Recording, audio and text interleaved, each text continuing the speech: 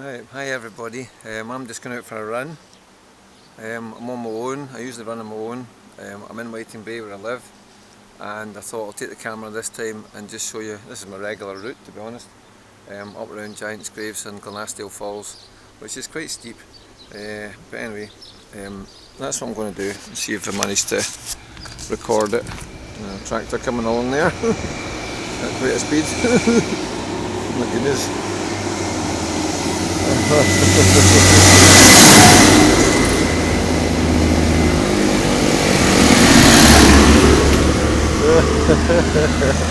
Very friendly though, flashing the lights and waving away. So, okay, there we are. So that's the view in Whiting Bay.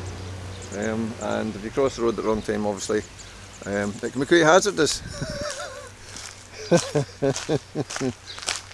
Right, this is where I'm going to run. I haven't even decided which way I'm going to run. I suppose I should decide now.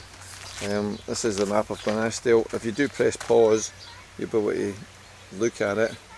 So I'll just hold it still for a second.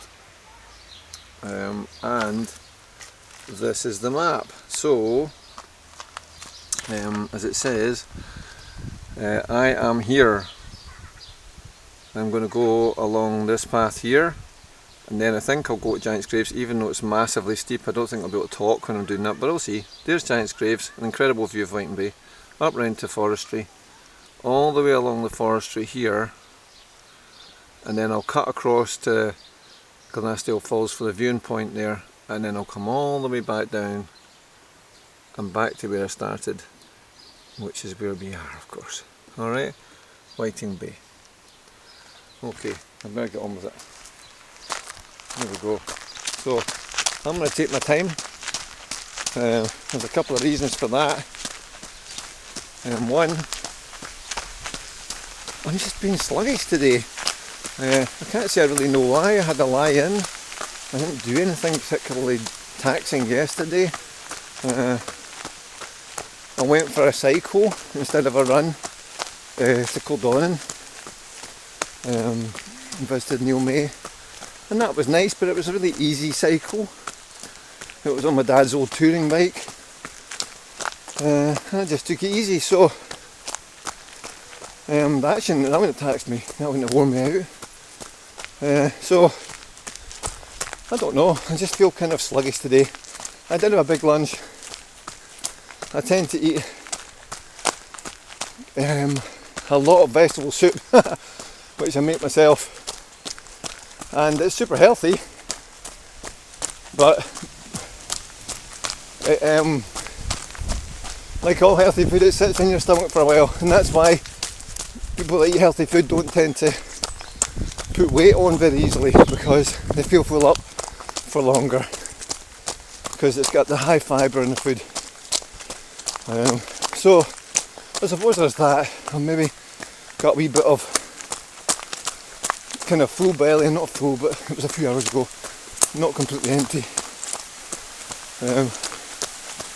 Well, possibly it's just because I'm spending so much time in the company of Sally the Teenage Westie, and she knows how to relax. She doesn't stress about anything.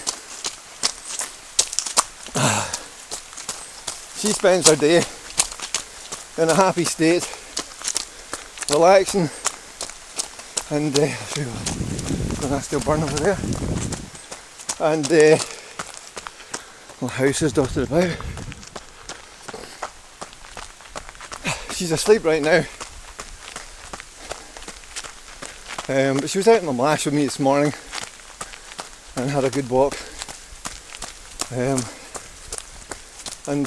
although she goes slowly, she's actually doing very well just now. She's on solid food, and seems very happy. So I know she's very old and very ill and stuff, but seems to be doing fine, so that's good. So I've left her snoring away, full tummy on the couch, and to be honest, that's what I was almost doing before I came out the door. I was just conking out on the couch for no reason at all. Anyway, so It usually takes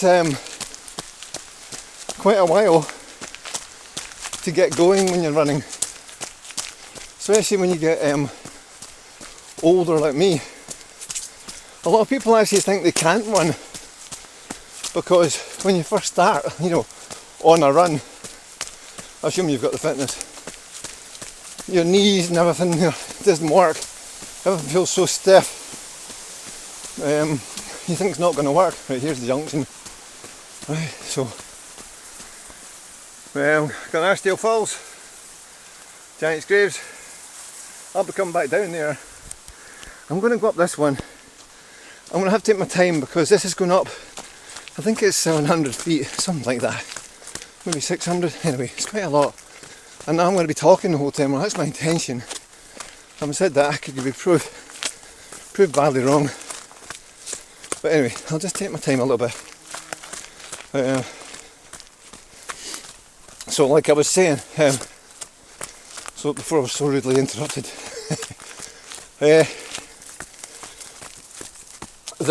when you start off in a run, your body does feel stiff. Mine does. And you actually think it's not going to work at all, you know. You're not going to manage to run. Because, especially for me in the knees, you know, I've struggled with them all my life. And since my 20s anyway. And but it wears off. The thing is, as you get older, it just takes longer for that to come back. But it's very good for you. Dodging here because there's jaggy nettles and things. Thorns at the side. So you kind of have to overcome that if you go out. You think, right, it's not just running, it could be anything, swimming or cycling or I don't feel like it today, you know. My body's stiff, and most times before I go out the door, or once I've got out the door, I still don't feel like it, you know. That kind of comes, I would say maybe 10 minutes after I've started.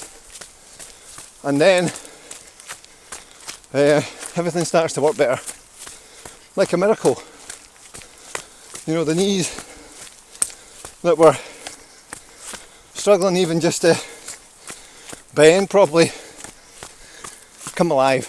Get the blood through them, nutrients, and warm up. And before you know it, you've forgotten about them, you know. You were thinking about them when you started, and now you're not. So you just have to kind of ignore it, you know. A bit like the rain. Right, the first thing I do before I go out, I check XC weather and look at the forecast, see if it's cold, and see if it's rainy or windy as well. And obviously if it's rainy or cold, I've got to take account of that in my clothing. You can add 10 degrees centigrade onto the temperature that everyone else feels if you're a runner, on average. So if the temperature today is 13 degrees, once I warm up and I'm running, I'll be feeling 23. So I've got to dress for 23, you know, even though I might be cold at the beginning in 13. I'm not going to be in 13, you know, it's going to be 10 more. So that's a kind of a calculation. And then the next thing is, of course, the weather's not always right. I'll give an example. Today, there's no rain forecast, no rain for 4 days. And I know this because I checked it.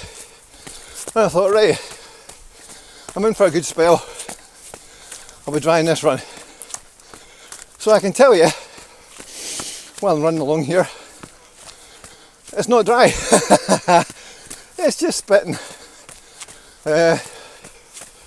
It's quite nice, to be honest, but it's not dry. So you got to take a pinch of salt.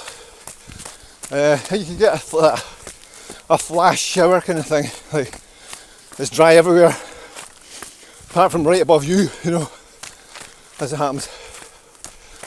Oh. Here we are, because that was fast, or slow, but felt fast because I've been talking. I've got to the steep bit. This is the steepest bit. I've got to be able to concentrate here, because it's quite stony, quite steep. Can't believe I've made it up here and I'm still talking. That was a hard bit. Gosh, I must be fitter than I thought. Okay, there we go. Well, that's the bit that's the hardest. In any case, I'm going to stop here just for a sec. I'll catch my breath and I'll show you where we've got to. We've gone up this high so far. It's a nice catch my breath because, although I don't care, it's difficult to talk and run. I get a lot more out breath than this. I tend to push it very hard, you know, easily. Like I'm my own worst enemy in that respect, because I'll, for no reason, I'll just try and find out what I'm capable of, you know, and just utterly pan myself. I actually scare myself sometimes. I used to. So anyway, I'm 57 now. I got a bus pass in 2 years' time. And for what I've always been led to believe, here we go, and we'll see it further up as well. A bus pass is something, like it's a reward for working hard, but it's also, like if you're over 60, the idea is that you need to get out the house and stuff. You maybe not have so much money, but also maybe you won't be driving at some point and you're getting older. So the bus pass is to get you out of the house, to make you more mobile. Which does seem strange, a strange idea to me when I'm running up to Giant's Graves and talking, and I get in 2 years. But the thing is, it probably seems strange to everybody, because nobody really thinks they're getting on or getting old. And for me, that's a measure of it, you know. I might not be a duffer with a bus pass, but I'm certainly not a youngster, you know. I'm aware of my age at that point. So it's a benchmark. And it's nice to think that you get a reward for it, but it must mean that I'm definitely getting older. I can't deny it to myself. I've got to take account of it. And so staying fit is something you've got to do if you're getting older. Like me, well, we're all getting older at the same rate, of course. That's one thing we've all got in common. Nobody's getting away with it. We've all got our disadvantages, and none of us were the same age as we were last week. Also, none of us have got perfect bodies. We've all got something that's not quite working right. Disadvantages, and of course age is one of them. It's a disadvantage. Just got to overcome it, haven't you? Do your best with what you have, and that's what I do. But I find that this helps me immeasurably to do that. It's, oh God, it's like a bit late. I'm coming up to Giant's Graves, so what I'll do is stop here for a sec. This is me at the top of the hill.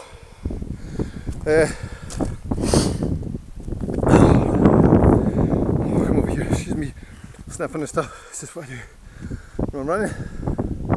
White Bay, misty, because it's rainy. You can see it over there, look. That's more than just a little bit of rain. That's a lot of rain. There's a hill behind there.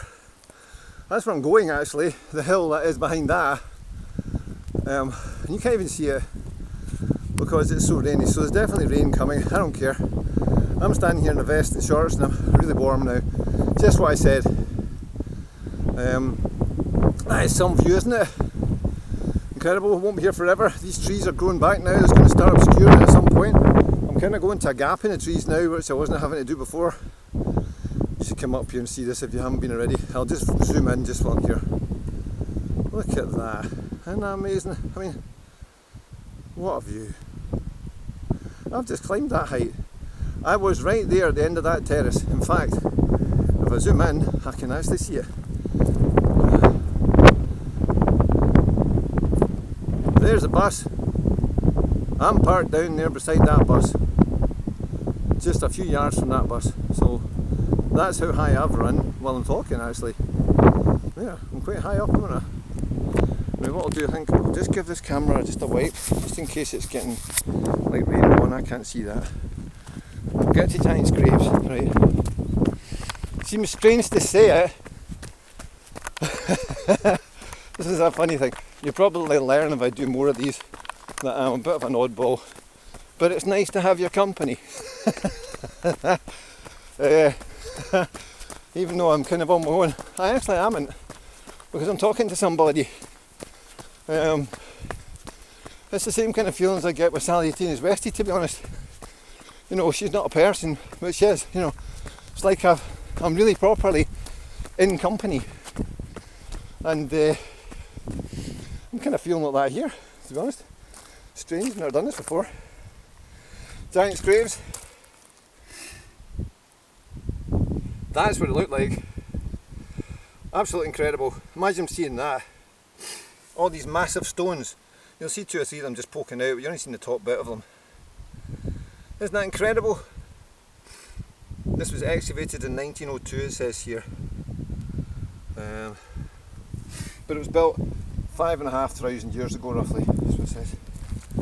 Okay, so we'll go. And this is a nice thing about running or any other exercise. If you're clever, the actual only thing you have to do is put the shoes on or get on the bike or whatever it is, go to the pool. You don't have to go at any particular pace. The winner is the person who just did it, you know? It's not the person who did it the fastest. Here we go. Giant's Graves.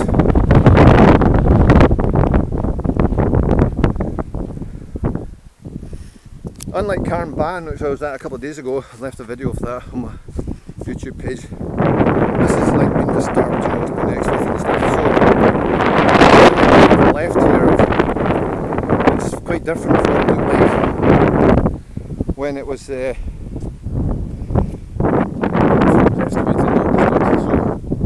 you're not really getting the full picture of what was here, but this is a big area of rain. Walking across it. There's the rain here now, I'm definitely getting wet. So much view I can see.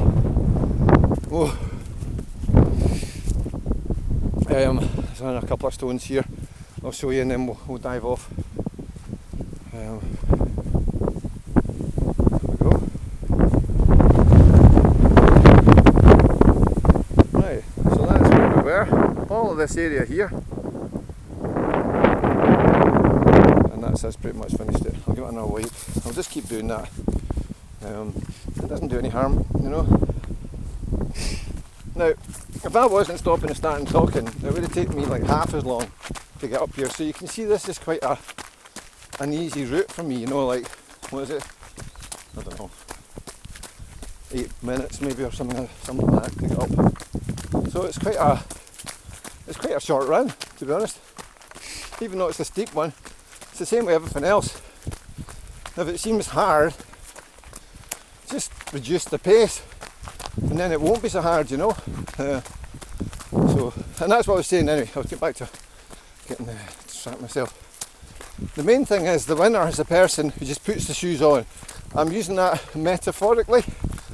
It doesn't need to be shoes. It could be your Speedos, to use the old money then. I don't know what they are now, I suppose it's shorts, blokes, but I'll get on the bike or whatever it is. And the thing is to do it. You're a winner if you do it. And even the Ethiopians, they do 80%, these are the elite athletes, they do 80% of their training at this pace here, like easy, conversation pace. And that's just pushing the blood through, keeping the fitness, not testing yourself, because where the gains are made is in recovery. So, and also, if you're not enjoying it, you're not going to do it, you know. So you got to enjoy it. I enjoy this. Now, we were looking at Whiting Bay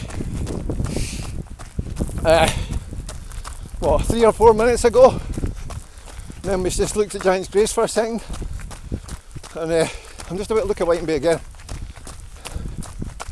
I'll show you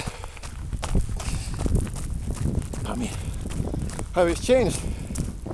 So we were looking at the rain coming in. I can see it's raining. My goodness, the camera. Okay, here we go. And there's Whiting Bay. And you can't even see the Holy Isle anymore, it's gone, you know. Whiting Bay is disappearing. There's a lot of rain. So if ever there's a great example of how the forecast can be quite different from what it says, that's it. I've got another wait. I'll probably pointless because it'll just get wet again, but anyway. Right, so that says at the very top, there's one more wee hump here, but then it's kind of slowly downhill towards Glenashdale, because Glenashdale is a bit lower than Giant's Graves. And this is the forestry path. We've got them all over the island, more and more getting made all the time, because the trees, well, from what I remember, I'm no expert in this, were planted at the war, you know, after the war, to produce more timber because there was a shortage, and it's taken a long time for it all to grow. And then when they harvest it, they have to put the roads in to get access to getting the timber on the trucks and stuff. So the long and the short of it is, whether you like seeing trees getting chopped down or not, it's just another crop. And on the plus side, at any given point, most of them are still standing, right? Imagine a lot of this land wouldn't have had trees on it before it was forestry. So, apart from when they get chopped down,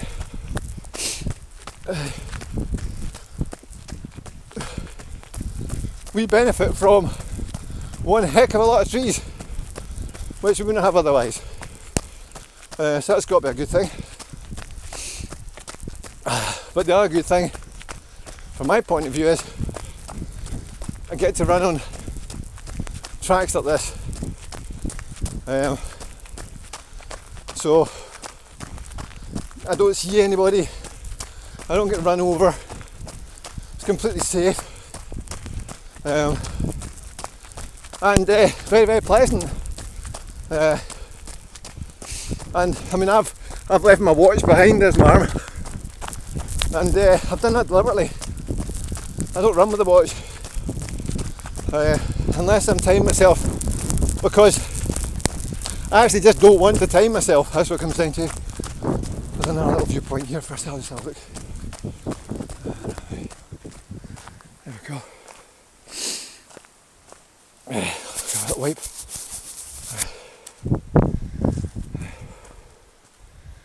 Okay, actually I think I'll just come along this way. I'm not going to come along here because this is a shortcut down a small path, and my intention wasn't to come here at all, but since I am here, take in this view. So what I'll do, I'll just start this side. Right. Rain. And then there's the very beginning of Whiting Bay there. Just see Holy Isle. And over to the sea and the mainland beyond. And this is that cliff face down there, and that's like very steep. That's something. This is on my little regular run, you know. I get to see this. Very lucky.